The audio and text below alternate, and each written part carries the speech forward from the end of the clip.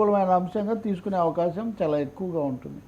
సరే, దక్షిణాదిపై దండయాత్ర అంటూ వస్తున్న ప్రచారం పవన్ కళ్యాణ్ ఫేస్ తోటి వెళ్ళాలని చెప్పి ఆల్రెడీ డిసైడ్ అయిపోయారు. అందుకనే ముందస్తుగా ఆయన స్కెడ్యూల్ కూడా ఖరారు చేసుకున్నారని.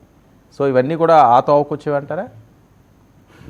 అంటే వాళ్ళకు ఉత్సాహం ఇస్తుంది కదా సహజంగా. ఇక్కడ రెండో విషయం ఏమంటే బీజేపీ మొన్న మెజార్టీ రాకపోవడం వల్ల మిత్రపక్షాల మీద ఆధారపడే పరిస్థితి వచ్చింది. చంద్రబాబు అయినా నితీష్ కుమార్ అయినా వాళ్ళేమో బయట నుంచి ఉన్న బలమైన సీనియర్ నాయకులు. పవన్ కళ్యాణ్ ఏమో ఇప్పుడే రంగంలోకి వచ్చిన ఆకర్షణ కలిగిన, అదే సమయంలో సనాతనవాదం అన్నదాన్ని బీజేపీ కంటే గట్టిగా చెప్పే ఒక నాయకుడు.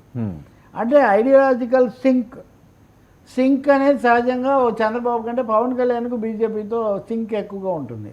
పైగా తెలుగుదేశం అనేసరికి దాని నాయకుడు చంద్రబాబు, లోకేష్ ఉంటుంది. పవన్ కళ్యాణ్కి ఆ సమస్య లేదు కదా.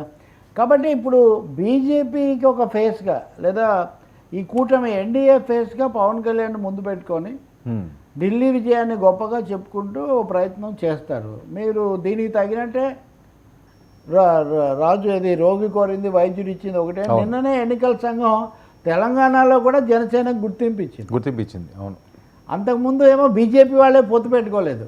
మొన్నటి అసెంబ్లీలో పెట్టుకున్నారు కానీ లోక్సభలో పెట్టుకోలేదు.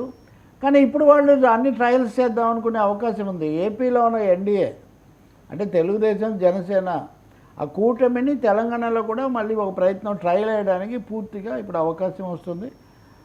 ఆ మాటలు ఇప్పటికే మాట్లాడుతున్నారు.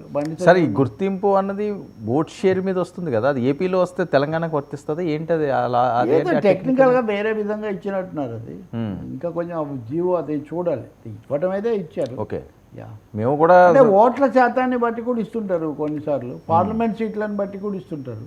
ఓకే, పార్లమెంట్ సీట్లు ఉన్నాయి కదా, 2 పార్లమెంట్ సీట్లు వచ్చాయి కాబట్టి కూడా అది ఇచ్చి ఉండొచ్చు. సో అందుకనే స్థానిక